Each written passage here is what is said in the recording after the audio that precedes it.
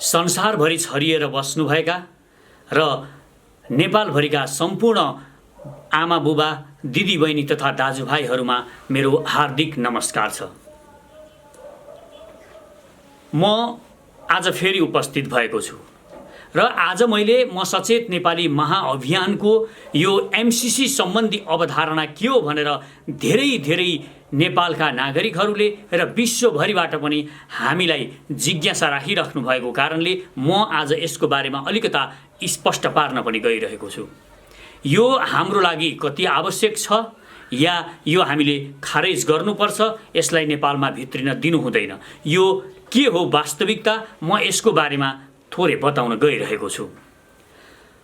पहिलो कुरा हामी सुरु गरौँ। अहिले एमसीसी पास गराउन लागि पर्नुभएका केही डाक्टर साहबहरूको एउटा तर्क रहेको छ।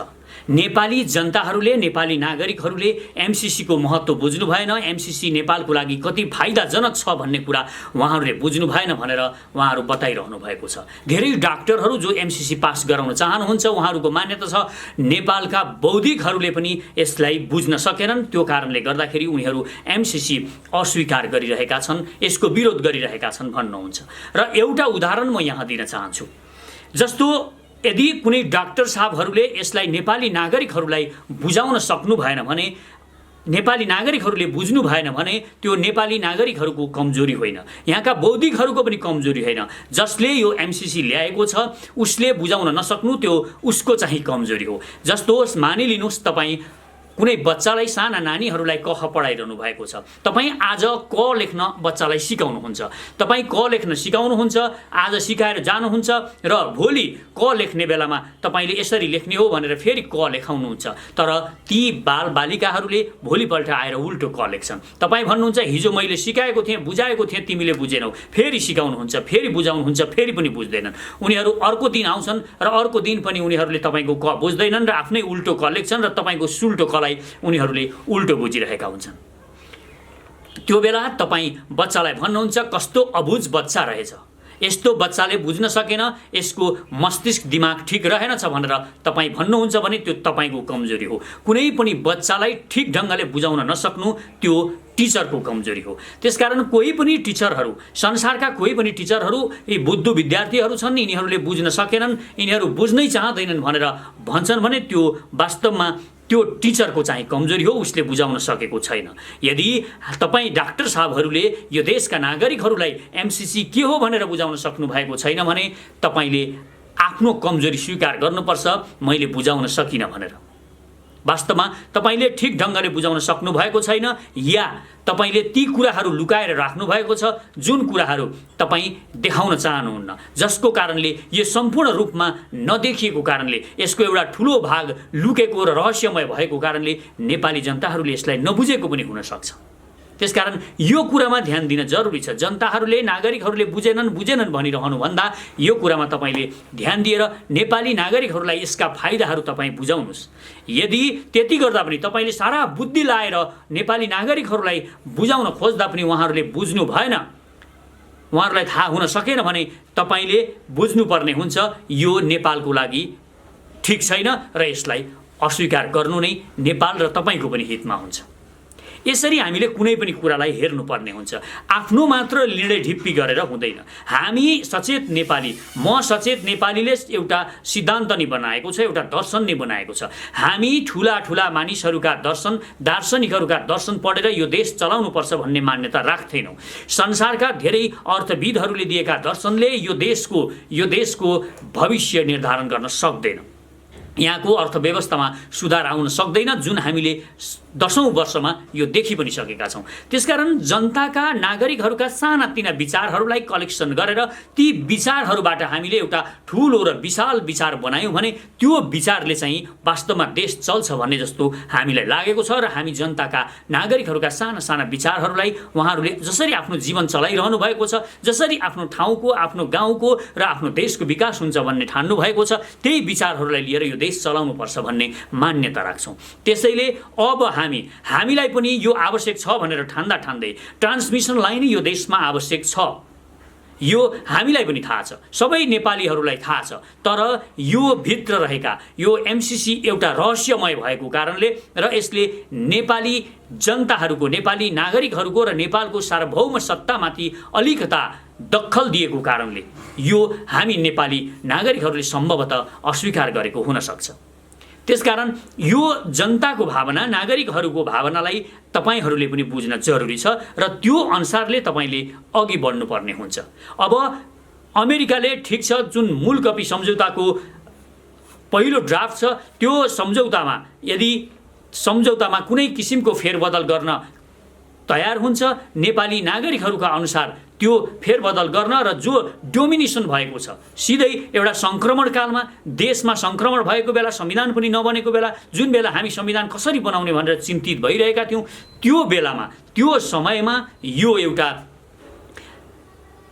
सम्झौता भएको छ र यो सम्झौता त्यस्तो अवस्थामा भएको र त्यो पनि कुनै उपसचिव स्तरको मानिससँग देशको परराष्ट्र मन्त्रीले सम्झौता गर्नु परेको एउटा बाध्यात्मक स्थिति सिर्जना भएको कारणले पनि यो नेपाली नागरिकहरूले यसलाई अपमानको रूपमा बुझेका छन्। यसबाट फाइदा हुन सक्छ, यसबाट फाइदा छैन भनेर हामी भन्दैनौँ। अमेरिकाको नियत पनि राम्रो हुन सक्छ, उसले आफ्ना स्वार्थहरू, केही कुराहरू नेपालले पनि मानिदियोस् भनेर नेपालप्रति उसको प्रेमको भाव नै हुन सक्छ र अमेरिकाका नागरिकहरू, ती महान नागरिकहरूले जुन पैसा कर तिरेर जगाएको पैसा हाम्रो लागि खर्च गर्न खोज्नु भएको छ, यो एकदमै सराहनीय कुरा छ। यसको हामीले कदर गर्नुपर्छ र स्याल्युट गर्नुपर्छ अमेरिकन नागरिकहरूलाई। तथापि अमेरिकन नागरिकहरूलाई पनि थाहा छ, कुनै कसैको पनि भावना विपरीत जबरजस्ती विकास लाद्नु हुँदैन भन्ने कुरा अमेरिकाका ती महान स्वतन्त्रता प्रेमी नागरिकहरूलाई राम्रैसँगले थाहा छ।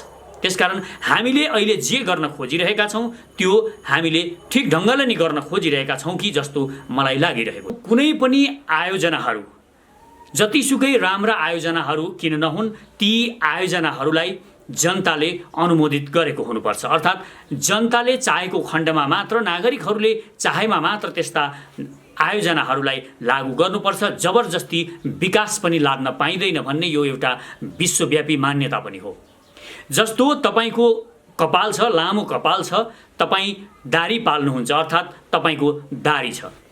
कोही मानिसले आएर तपाईलाई कपाल काट भन्ला, कसैले तपाईलाई यो दारी काट्नु भयो भने तपाईलाई धेरै राम्रो देखिनेछ, तपाईका गालाहरू पनि धेरै राम्रा छन्, तपाईका चिल्ला गाला छन् भनेर तपाईलाई सल्लाह दिन सक्छ। तर त्यो दारी काट्ने नकाट्ने, त्यो कपाल काट्ने नकाट्ने, त्यो तपाईको आफ्नो स्वविवेकको कुरा हो। कसैले पनि तपाईलाई जबरजस्ती यसो गर भनेर भन्न सक्दैन। अर्थात् त्यो लागू गर्न खोज्नु, जबरजस्ती गर्न खोज्नु भनेको उसको स्वतन्त्रतामाथिको हस्तक्षेप हो। यसै गरी विकासका कार्यहरूलाई पनि जबरजस्ती लाद्न खोज्नु हुँदैन। जस्तो मानिलिउँ कुनै एउटा बस्ती छ, सतारहरूको बस्ती मानिलिउँ, त्यो बस्तीमा एउटा पुरानो मन्दिर छ, 100 वर्ष पुरानो मन्दिर त्यहाँ छ र त्यो मन्दिरमा उनीहरूले बेलुका जान्छन्, पूजा गर्छन्, त्यहाँ सबैजना भेला हुन्छन्, गफसफ गर्छन् र शीतल हावा पनि खान्छन्।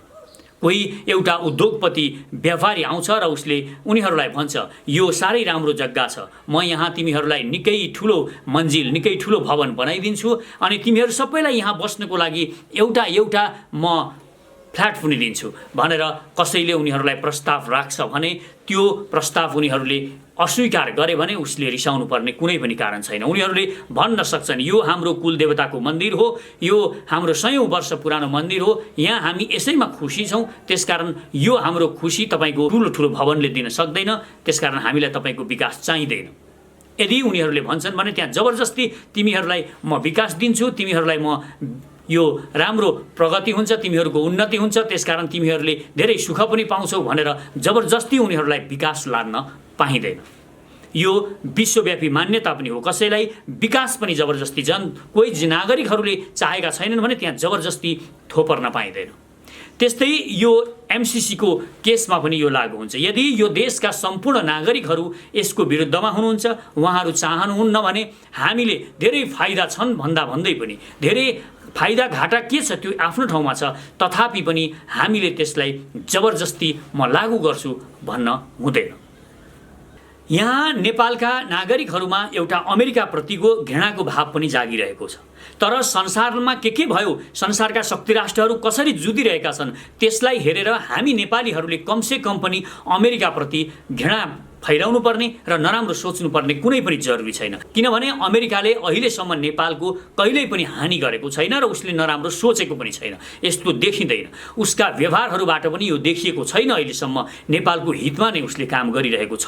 अहिलेसम्म उसका कुनै हिडेन स्वार्थहरू नेपालको विरुद्धमा चाहिँ देखिएका छैनन्। जसरी इन्डिया नेपालको विरुद्धमा खनिएको छ, नेपालका सारा कुराहरू इन्डिया चुसेर लिन चाहन्छ, यहाँका साधन स्रोतहरू लिन चाहन्छ, त्यस्तो नियत अहिलेसम्म चाहिँ अमेरिकाको देखिएको छैन। हुनसक्छ 20-50 वर्ष पछाडि उसका यस्ता सोचहरू पलाएका छन्, उसले आफ्नो डिजाइनमा बनाएको पनि हुनसक्छ। किनभने कसैले कसैलाई सित्तैमा गुन्द्रुक पनि दिँदैन भने अमेरिका जस्तो एउटा व्यावसायिक देशले कसरी दिन सक्छ र भनेर हामीले जुन शङ्का गरेका छौँ त्यो ठिकै पनि हुनसक्छ। तथापि हामीलाई हाम्रो बालाजु औद्योगिक क्षेत्र बनाउनेदेखि लिएर पूर्व पश्चिम राजमार्ग अरू धेरै हस्पिटलदेखि लिएर धेरै विकास कार्यहरूमा अमेरिकाले सहयोग गरेको छ। र एउटा संवेदनशील सहयोग अमेरिकाले कहाँ गरेको छ भने, यदि हामीले यो देशमा समयमै अमेरिकाको राजदूतावास नभएको भए आजभन्दा धेरै वर्ष अगाडि 2009 सालतिर नै यो देश भारतले खाइसक्ने थियो। त्यसकारण भारतको एकदमै गन्दा सोच जुन छ त्यसलाई रोक्नलाई पनि यहाँ अमेरिकाको उपस्थिति दरिलो हुनु हामीले आवश्यकता देखेका छौँ। र हामीलाई झट्ट हेर्दाखेरि उसका विभिन्न कारणहरू हुन सक्छन्, विभिन्न उसका आफ्ना स्वार्थहरू हुन सक्छन् भन्ने हामीलाई लागि पनि रहेको छ। हुनसक्छ उसका स्वार्थहरू नहुन सक्छन् भन्न सकिँदैन। तथापि पनि आज म एउटा के कुरा चाहिँ गर्न गइरहेको छु भने, हामीले अमेरिकाको मन नदुखाइकन यसलाई हामी खारेज गर्न सक्छौँ, यो अस्वीकार गर्न सक्छौँ। यो उपाय आज म बताउन गइरहेको छु। कसरी यो एमसिसीलाई अमेरिकाको चित्त नदुखाइकन खारेज गर्ने, यो हामीलाई राम्रो अवसर पनि आएको छ। किनभने हामीले सम्झौता गरिसकेका छौँ, एउटा राष्ट्रले सम्झौता गरेको छ र त्यहाँ एउटा क्लु राखिएको छ, यसलाई 2/3 बहुमतबाट सदनबाट पास गर्नुपर्ने जुन एउटा प्रावधान राखिएको छ, यो हाम्रो लागि एउटा राम्रो कुरा पनि भएको छ भनेर हामीले मान्नुपर्छ।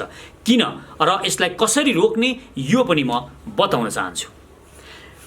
जस्तो अब हामी सबै नागरिकहरूले, देशभरिका नागरिकहरूले एउटा कुरा सोच्न जरुरी छ र सबै नागरिकहरू एकजुट भएर एउटा आवाजमा जोसुकै पनि जति पनि हाम्रा सांसदहरू हुनुहुन्छ, आफ्नो क्षेत्रका सांसदहरूलाई तपाईहरूले अब उहाँहरूको फेसबुक, उहाँहरूको ट्विटर र उहाँहरूको फोन लिएर त्यहाँ एउटा मेसेज पठाउने एउटा अभियान सुरु गर्नु पर्यो। देशभरिका नागरिकहरूले, त्यो क्षेत्रका नागरिकहरूले उहाँहरूलाई मेसेज गरेर यो एमसिसी सदनबाट कुनै पनि हालतमा पास नगर्नुहोला, तपाईँ यसमा सहभागी नबन्नुहोला। यदि तपाईँ सहभागी भएर यसलाई पास गराउनमा सक्रिय हुनुभयो भने हामी तपाईलाई अर्कोचोटि कुनै पनि हालतमा हराउने छौँ, तपाईलाई भोट दिने छैनौँ भनेर सम्मानका साथ उहाँहरूलाई नमस्कार गरिकन यो कुरा बताउनु होला। कुनै पनि घृणा फैलाउने तरिकाले गाली गलौज गरेर यस्तो नभन्नुहोला। किनभने सांसदहरू पनि धेरै यस्ता राम्रा सांसदहरू पनि देशमा हुनुहुन्छ र देशलाई अप्ठ्यारो परेको बेला उहाँहरूले वास्तवमा एउटा अडान लिएर यो देशको सार्वभौम सत्ता बचाउनमा पहल पनि गर्नुभएको छ। सबै गलत हुँदैनन्, सबैलाई हामी एउटै टोकरीमा राखेर सबै गलत छन् भन्ने अर्थमा हामी नबुझौँ। यसो बुझियो भने हामीलाई उल्टो घाटा हुन सक्छ। त्यसकारण हामीले यो अभियान सुरु गरौँ। सबै सांसदहरूलाई, जति पनि जनप्रतिनिधि हुनुहुन्छ उहाँहरूलाई हामीले मेसेज गरौँ र मेसेज गरेर यो फेल गराउनमा तपाईलाई पार्टीले व्हिप जारी गरेको छ भने पनि तपाईँ नमान्नुहोला भनेर हामी उहाँहरूलाई रिक्वेस्ट गरौँ। र मलाई विश्वास छ जनप्रतिनिधि भनेका हामीले चुनेर पठाएका प्रतिनिधि हुन्, उनीहरूलाई हामीले भोट हालेका छौँ र त्यो भोटको उहाँहरूले कदर गर्नुहुन्छ भन्ने मलाई विश्वास लाग्छ। र म सबै सांसदहरूलाई, जनप्रतिनिधिहरूलाई पनि अनुरोध गर्न चाहन्छु, यदि बढीभन्दा बढी जनताको चाहना, नागरिकहरूको चाहना यस्तो छ भने तपाईले यो एमसिसी पास गराउनमा भूमिका नखेल्नुहोस्। यसले विशालै विकास होला, ठुलो ट्रान्समिसन लाइन पनि बन्ला अरे, ठिक छ, यो छिटो बन्ला अरे, तर त्यसको लागि हामी अर्को तरिकाले पनि पहल गर्न सक्छौँ। यदि हामीलाई थाहा छ यो एमसिसी आउनु र हाम्रा ट्रान्समिसन लाइनहरू भोलि हामीलाई बिजुलीको लागि देशभरि बिजुली पुर्याउन र बिजुली बेच्ने पनि जुन हाम्रो सपना छ त्यसलाई पुरा गर्नको लागि पनि हामीलाई ट्रान्समिसन लाइनको आवश्यकता पर्छ। यो देशका कुनै पनि नेपाली नागरिकलाई यो स्पष्ट रूपमा थाहा छ र ठुला राम्रा र फराकिला रोडहरूको यो देशका हरेक नागरिकहरूको चाहना छ, यो पनि उहाँहरूलाई थाहा छ, हरेक नागरिकलाई यो कुरा थाहा छ। तथापि उहाँहरूको भनाइ एउटै हो, स्वाभिमान बन्धक नराखियोस्, हामी हाम्रो शिर उच्च राखेर कोहीसँग सम्झौता होस्, यो हामी नागरिकहरूको, नेपालका नागरिकहरूको चाहना छ। त्यसकारण तपाईँहरूले यो भावनालाई, नागरिकहरूको यो भावनालाई बुझिदिनुहोस् र यो तपाईँहरू साँच्चै नै बनाउन चाहनुहुन्छ भने तपाईँहरू तेलदेखि लिएर अरू धेरै कुराहरूमा यो ट्रान्समिसन लाइन बनाउनको लागि 10 रुपियाँ यसमा कर बढाइएको हो भनेर तपाईँ अर्थमन्त्रीलाई यसको लागि आह्वान गर्नुहोस् र 10 रुपियाँ कर अनेक क्षेत्रहरूमा चुरोटदेखि लिएर तेलमा बढाउनुहोस् र 55 अरब मात्र होइन, यो 1 खरब 2 खरब पनि थप पैसा उठ्न सक्छ र त्यसले हामी फराकिला रोडहरू बनाऊ। यसमा नेपाली नागरिकहरूले तपाईँलाई कदाचित पनि नराम्रो भन्नुहुने छैन र मलाई जबरजस्ती कर बढाइयो पनि भन्नुहुन्छ जस्तो मलाई लाग्दैन, किनभने अहिलेसम्म नेपाली नागरिकहरूकै त्यागको कारणले यो देशमा सबै कुरा भइरहेको छ। त्यसकारण नागरिकहरूको भावना बुझ्नु सबैभन्दा ठुलो कुरा हो। मेरा के इच्छाहरू छन्, तपाईका के इच्छाहरू छन्, प्रधानमन्त्रीका के इच्छाहरू होलान् र प्रतिपक्षका नेताका के इच्छाहरू होलान्, यो हाम्रा इच्छाहरूले देश चलाउन नखोजौँ।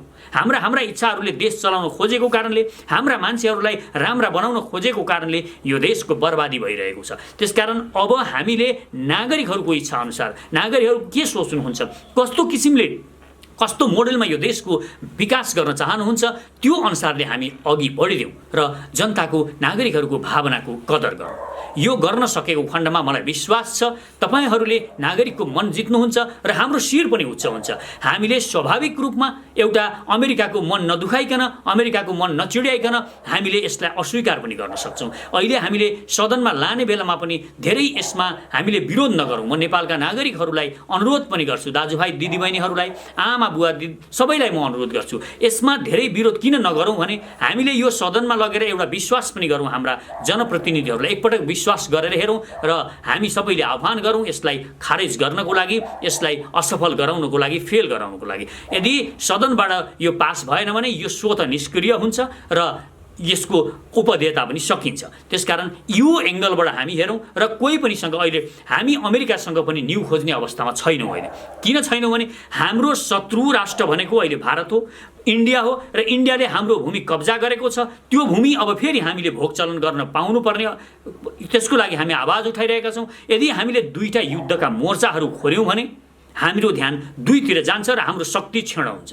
त्यसकारण हामी एकैतिर मात्र टार्गेट गरौँ, केवल लिम्पियाधुरा, लिपुलेख र कालापानीबाट हामीले इन्डियन सेनाहरूलाई खेद्नु छ।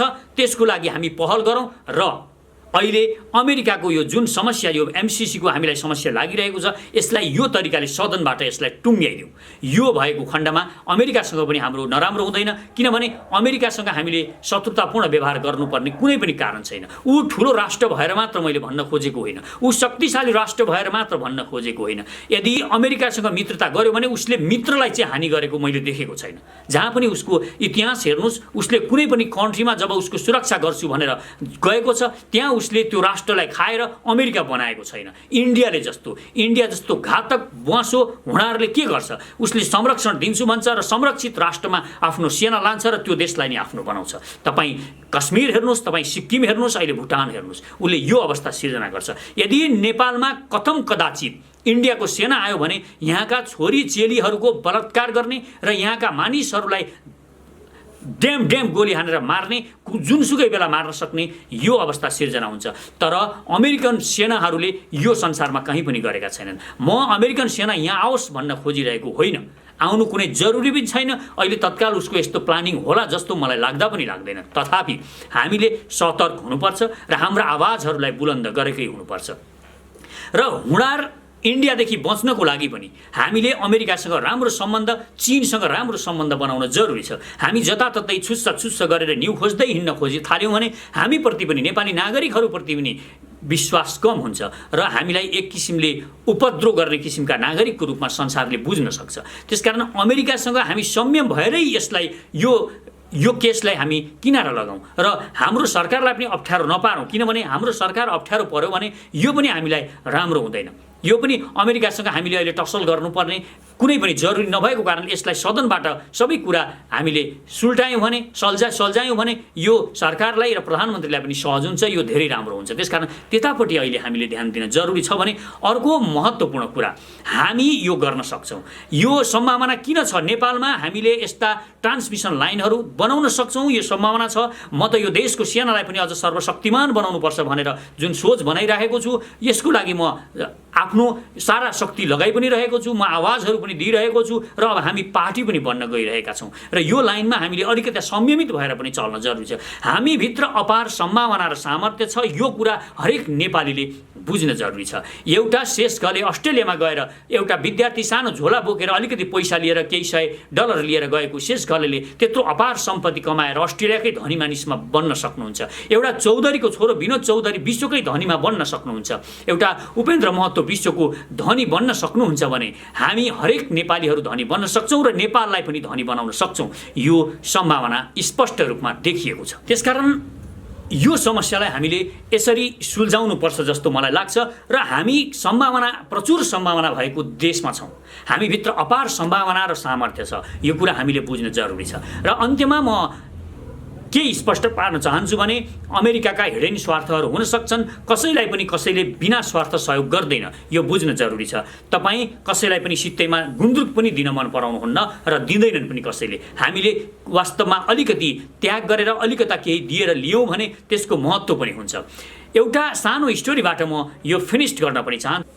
एउटा भिखारी हुनुहुन्थ्यो, उहाँ सधैँ फुटपाथमा बसेर भिख माग्ने गर्नुहुन्थ्यो। एक दिन त्यो बाटो भएर एकजना बौद्धिक मानिस गइराख्नु भएको थियो, उहाँलाईसँग पनि ती भिखारीले भिख माग्नुभयो। मलाई केही सिक्का दिनुहोस्, म भोकै छु, मलाई बचाउनुहोस् भनेर उहाँले भन्नुभयो। र ती बौद्धिक मानिसले ती भिखारीको आँखामा हेरेर भन्नुभयो, तिमी जस्तो सम्पन्न मानिसले भिख माग्न मिल्छ? तिमी यो केमा बसेका छौ तिमी थाहा छ? उहाँले सोध्नुभयो। यो पीडा हो भने कहिलेदेखि तिमी यसमा बसेका छौ? बौद्धिक मानिसले सोध्नुभयो। यो त मलाई बुबाले मर्ने बेलामा यो तिमी जसरी पनि जोगाएर राख र आफ्नो सेकापछि पनि यो कहिल्यै पनि यो हाम्रो वंशको चिनो हो, यो तिमीले आफ्नो छोरालाई दिएर जानु, केही मर्नुपर्ने अवस्था आयो भने पनि आफ्नो छोरालाई मृत्युको मुखमा पुगेपछि यो आफ्नो छोरालाई दिनु भनेर भन्नुभएको थियो भनेर भने। भिखारीले भनेपछि बौद्धिक मानिसले भन्नुभयो, यो हेर, यो भित्र के छ, एकचोटि यसलाई खोलेर हेर। उहाँले भनेपछि उहाँ त्यो भिखारी घर जानुभयो, आफ्नो कुटीमा जानुभयो र उहाँले त्यो पीडा जुन छालाले मोडेको पीडा थियो त्यो फोरेर हेर्नुभयो। त्यहाँ एउटा कन्तुर जस्तो भित्र बाकस जस्तो सानो रहेछ, कन्तुर रहेछ र त्यहाँभित्र हिरा र सुनहरू राखिएको रहेछ। अर्थात् बाबुले जाने बेलामा, मर्ने बेलामा उहाँलाई त्यो दिएर जानुभएको रहेछ। हामी सुनको पीडामा बसेर भिख मागिरहेका छौँ। हामी हिरा र सुनको पीडामा बसेर भिख मागिरहेका छौँ। त्यसकारण हामीमा अपार सम्भावना छ।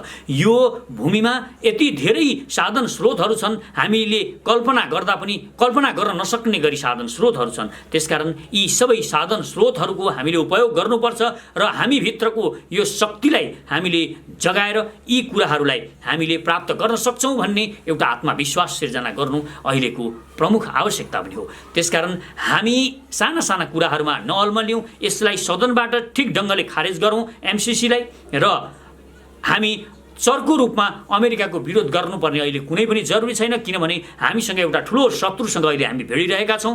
हामीलाई एउटा ठुलो शत्रुसँग टक्कर गर्नु छ। यो अवस्थामा फेरि अर्को मोर्चा खोल्नु हाम्रो बुद्धिमानी हुँदैन। त्यसकारण हामी सबै यतातिर ध्यान दिउँ र यताबाट यो जुन लिम्पियाधुरा, लिपुलेक र कालापानीमा जुन हाम्रो भूमि कब्जा भएको छ र त्यो हामीले फेरि भोगचलन गर्नु छ, त्यो भूमि फिर्ता ल्याउनको लागि हामीले सङ्घर्ष गरिरहनु अति नै आवश्यक छ। यो कुरा हामीले बुझौँ र यो अनुसारले अगाडि बढौँ। मलाई लाग्छ यसरी हामीले सदनबाट राम्रोसँगले यसलाई पास गर्न दिएनौँ भने अमेरिकासँग पनि सम्बन्ध उस्तै सुमधुर रहिरहनेछ र अमेरिकनहरूले पनि र त्यहाँको प्रशासकले पनि, त्यहाँका शासकहरूले पनि बुझ्नेछन् यो त सदनले खारेज गर्यो, त्यसकारण ठिक छ, यो उनीहरूको अपमान पनि हुने छैन, हामीले अस्वीकार गरेको जस्तो पनि देखिने छैन र यो उनीहरूलाई पनि फाइदाजनक हुनेछ र हामीलाई पनि यो राम्रो हुनेछ। त्यसकारण यसरी बुद्धिमत्तापूर्ण बाटोबाट हामीले हिँड्नु अहिलेको लागि सबैभन्दा राम्रो हुन्छ जस्तो मलाई लाग्छ। र अन्त्यमा यहाँहरूले मेसेज गर्न आफ्ना सांसदहरूलाई, आफ्ना जनप्रतिनिधिहरूलाई मेसेज गर्न नबिर्सनुहोला जति सक्दो बढी उहाँहरूलाई मेसेज गरेर उहाँहरूको नाममा कुनै न कुनै रूपमा पुग्ने गरी यो मेसेज पठाएको खण्डमा र यो पास नगर्नको लागि आह्वान गरेको खण्डमा मलाई लाग्छ यो सदनबाट पास हुँदैन र यसलाई सहज रूपमा यो समस्याको समाधान हुन्छ।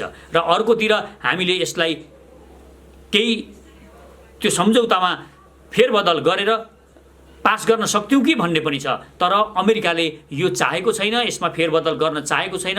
जुन मूल सम्झौता थियो त्यो सम्झौतामा फेरबदल गर्न नचाहेको कारणले गर्दाखेरि त्यसमा अब हामीले फेरि अल्झिरहनु पर्ने, सम्झौता गरौँ, यसरी गरौँ उसरी गरौँ भनिरहनु पर्ने जरुरी पनि छैन। यसलाई सदनबाट खारेज गरिदिउँ, किस्सै खतम हुन्छ।